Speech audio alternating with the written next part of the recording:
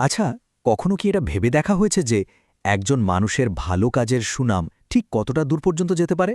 মানে এটা কি আসলেই সম্ভব যে একজন কিংবদন্তি বাবার রেখে যাওয়া অসাধারণ খ্যাতি প্রজন্মের পর প্রজন্ম পেরিয়ে তারই ছেলের ভাগ্যটাকে পুরোপুরি বদলে দেবে? বিশেষ করে এমন এক ছেলের যিনি ছিলেন এক নতুন বিশ্বাসের ঘোর শত্রু। চলুন আজ এই অবিশ্বাস্য গল্পটাই একটু কাছ থেকে দেখা যাক। আরবে না একটা খুব পুরনো কথা প্রচলিত আছে, আকরাম মিন হাতেম, মানে হল হাতিমের চেয়েও বেশি উদার। এখন এটা কিন্তু শুধু একটা কথার কথা না, এই প্রবাদটা আসলে হাতিম আলতাই নামের একজন বাস্তব মানুষকে নিয়ে, যার উদারতা মানে দানশীলতা প্রাক ইসলামী আরবে একটা মিথ হয়ে গিয়েছিল। তো আমাদের আজকের এই আলোচনাটাকে আমরা দুটো ভাগে ভাগ করেছি। প্রথমে আমরা জানব সেই কিংবদন্তি বাবা হাতিম, তার সেই অবিশ্বাস্য উদারতার গল্প। আর তারপর দ্বিতীয় পর্বে আমরা দেখব তার ছেলের নাটকীয় সেই জার্নি, চরম বিরোধিতা থেকে কিভাবে তিনি এক নতুন বিশ্বাসে নিজেকে খুঁজে পেলেন। তাহলে গল্পের প্রথম পর্ব শুরু করা যাক। হাতিমের চেয়েও বেশি উদার। আর এখানে আমরা জানব হাতিম আল তায়ের সেই কিংবদন্তির কথা। দেখুন, হাতিমকে শুধু একজন গোত্রপ্রধান হিসেবে দেখলে কিন্তু একদমই ভুল হবে। তিনি ছিলেন একাধারে একজন সম্মানিত কবি, তার সাহসিকতা নিয়ে তো গল্প প্রচলিত ছিল, আর তার পরোপকার, সেটার তো কোনো সীমাই ছিল না। সোজা কথায় আরব সমাজে পৌরুষ আর মহৎ গুণ বলতে যা বোঝানো হতো, তিনি ছিলেন তার এক জীবন্ত আদর্শ। আর এই সব কিছুই কিন্তু ইসলামের আবির্ভাবের বহু আগের কথা। তারই উদারতা যে ঠিক কোন পর্যায়ের ছিল তা বোঝানোর জন্য একটা গল্পই যথেষ্ট। একবার কি হলো, কয়েকজন ক্ষুধার্ত পথিক তার বাড়িতে এসে আশ্রয় নিল। কিন্তু সমস্যা হলো, সেদিন তাদের আপ্যায়ন করার মতো হাতিমের কাছে কিচ্ছু ছিল না। তখন তিনি কি করলেন জানেন? তিনি তার সবচাইতে প্রিয়, সবচাইতে মূল্যবান যে সম্পদ, তার যুদ্ধের ঘোড়াটা, সেটাকে জবাই করে ফেললেন শুধু সেই অতিথিদের খাবারের ব্যবস্থা করার জন্য। মানে এই একটা ঘটনায় বুঝিয়ে দেয় তার আত্মত্যাগটা ঠিক কেমন ছিল। কিন্তু জানেন, প্রত্যেকটা দারুণ গল্পেরই তো একটা নতুন মোড় থাকে, আর এই গল্পের মোড়টা এলো তারই ছেলের হাত ধরে, আদি ইবনে হাতিম। বাবার মতোই তাইয়ে গোত্রের রাজা হয়েছিলেন ঠিকই, কিন্তু মক্কা থেকে যে নতুন বার্তাটা ছড়িয়ে পড়ছিল, সেটা নিয়ে তার ভাবনাচিন্তা ছিল একদম অন্যরকম, বলা যায় পুরোপুরি বিদ্বেষপূর্ণ। তো এখানেই গল্পের মূল সংঘাতটা তৈরি হয়। একদিকে দেখুন আদি ইবনে হাতিম, তাইয়ে গোত্রের খ্রিস্টান রাজা, যিনি গোত্রের সব সম্পদ থেকে 4 ভাগের 1 ভাগ নিজে নিতেন, আর তিনি নবী মোহাম্মদকে নিজের ক্ষমতা আর নেতৃত্বের জন্য সবচাইতে বড় হুমকি বলে মনে করতেন। আর অন্যদিকে ছিলেন নবী, যার বার্তা আরবের বুকে আগুনের মতো ছড়িয়ে পড়ছিল। আদি নবীকে এতটাই অপছন্দ করতেন যে তার নাম পর্যন্ত শুনতে পারতেন না। যখন নবীর বাহিনীর ক্ষমতা বাড়ার খবর আদির কাছে পৌঁছাল, তিনি রীতিমতো আতঙ্কিত হয়ে পড়লেন। এতটাই ভয় পেয়েছিলেন যে নিজের এক বিশ্বস্ত লোককে বললেন একটা দ্রুতগামী উট সবসময় তৈরি রাখতে। আর যেই না মুসলিম বাহিনী তার এলাকার দিকে এগোতে শুরু করল, তিনি সব ফেলে সোজা সিরিয়ার দিকে পালিয়ে গেলেন।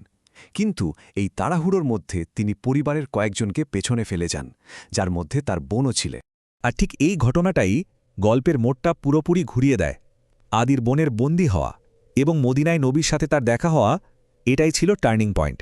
আদির বোনকে অন্য যুদ্ধবন্দীদের সাথে মদিনায় নিয়ে আসা হয়, আর নবীর মসজিদের কাছে একটা শিবিরে রাখা হয়। তিনি খুব ভালো করেই জানতেন এখান থেকে মুক্তির একমাত্র উপায় হল সরাসরি নবীর কাছে আবেদন করা। তাই তিনি সুযোগ খুঁজছিলেন এবং 3 বার তার মুক্তির জন্য নবীর কাছে আকুতি জানান। তিনি নবীর সামনে দাঁড়িয়ে বললেন, হে আল্লাহর রাসূল, আমার বাবা তো মারা গেছেন, আর আমার যে অভিভাবক সেও এখানে নেই। আমার প্রতি একটু অনুগ্রহ করুন, আল্লাহ আপনার প্রতি অনুগ্রহ করবেন। তার কথায় একটা অসহায়ত্ব ছিল, কিন্তু তার সাথে ছিল একটা অদ্ভুত আত্মবিশ্বাস। নবীর উত্তরটা ছিল এক কথায় অসাধারণ, আর এটাই কিন্তু এই গল্পের একেবারে কেন্দ্রবিন্দু। তিনি বললেন, ওকে ছেড়ে দাও, কারণ ওর বাবা মহৎ গুণাবলীকে ভালোবাসতেন, আর আল্লাহও মহৎ গুণাবলীকে ভালোবাসেন। একবার ভাবুন তো, বাবার মৃত্যুর এতগুলো বছর পর তারই ভালো কাজের সুনাম তার মেয়েকে এমন এক কঠিন বিপদ থেকে রক্ষা করল। মুক্তি পেয়ে আদির বোন তো সোজা সিরিয়ায় তার ভাইয়ের কাছে ফিরে গেলেন, আর গিয়েই নবীর মহৎ চরিত্রের এত প্রশংসা করলেন, আর ভাইকে বারবার বলতে লাগলেন তার সাথে গিয়ে দেখা করার জন্য। বোনের কথায় প্রভাবিত হয়ে আদিত তার সব রাগ, সব ভয়, সব বিদ্বেষ, সব কিছু একপাশে রেখে মদিনার পথে রওনা হলেন। মদিনায় নবীর সাথে আদির প্রথম দেখা হওয়ার মুহূর্তটা ছিল অদ্ভুত। তারা যখন একসাথে হাঁটছেন, হঠাৎ এক খুব সাধারণ দুর্বল চেহারার বৃদ্ধা এসে তাদের পথ আটকে দাঁড়ালেন। নবী সাথে সাথে দাঁড়িয়ে গেলেন আর খুব লম্বা সময় ধরে মনোযোগ দিয়ে তার সব কথা শুনলেন। আর পাশে কে দাঁড়িয়ে?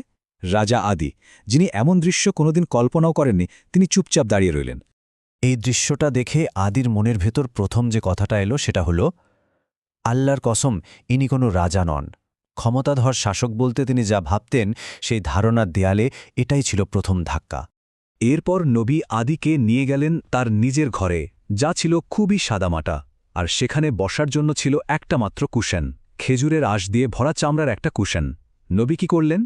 সেই কুশনটা অতিথি আদিকে বসার জন্য দিলেন আর নিজে বসলেন খালি মাটিতে। ভাবুন একবার, একজন কট্টুর শত্রুকে এমন সম্মান দেখানো, এটা আদির জন্য ছিল এক অবিশ্বাস্য ব্যাপার। আর আদি দ্বিতীয়বারের মতো নিজের মনে বলে উঠলেন, আল্লাহর কসম, এটা কোনো রাজার আচরণ হতেই পারে না। এই বিনয়, এই নম্রতা দেখে তার সব ধারণা ভেঙে চুরমার হয়ে গেল। তিনি বুঝতে পারলেন তিনি কোনো সাধারণ রাজা বা শাসকের সামনে দাঁড়িয়ে নেই। আর ঠিক সেখানেই সেই মুহূর্তে তিনি ইসলাম গ্রহণ করলেন। আদির ইসলাম গ্রহণের পর নবী তাকে ভবিষ্যতের এমন কিছু কথা বললেন যা শুধু তার মনের ভেতর জমে থাকা শেষ সন্দেহটুকুকেই দূর করে দেয়নি, বরং তার বাবার রেখে যাওয়া সেই মহৎ উত্তরাধিকারকে একটা সম্পূর্ণ নতুন মাত্রা দিয়েছিল। নবী 3টি ভবিষ্যৎবাণী করেছিলেন যা সেই সময় শুনলে যে কেউই ভাববে অসম্ভব। 1. এমন একটা সময় আসবে যখন মুসলিমদের কাছে এত সম্পদ থাকবে যে জাকাত দেওয়ার জন্য গরিব মানুষ খুঁজে পাওয়া যাবে না। 2. একজন নারী একা ইরাকের কাদিসিয়া থেকে মক্কা পর্যন্ত সফর করবে, আল্লাহ ছাড়া আর কাউকে ভয় পাবে না। আর 3. পারস্যের সম্রাট খসরুর ধনভাণ্ডার আর বাবিলের সাদা প্রাসাদগুলো মুসলমানদের দখলে আসবে। আদি ইবনে হাতিম অনেক দিন বেঁচেছিলেন, আর তিনি প্রায়ই বলতেন, এই 3টার মধ্যে 2টো জিনিস তো আমি নিজের চোখেই সত্যি হতে দেখেছি, বাকি আছে আর একটা, আল্লাহর কসম, সেটাও একদিন হবেই। চিন্তা করুন, তিনি নিজে সেই একা ভ্রমণকারী নারীকে দেখেছেন, আবার তিনি সেই অশ্বারোহী বাহিনীর একজন ছিলেন যারা খসরুর ধনভাণ্ডার জয় করেছিল। আর ইতিহাস সাক্ষী, 3টা ভবিষ্যৎবাণী কিন্তু অক্ষরে অক্ষরে সত্যি হয়েছিল।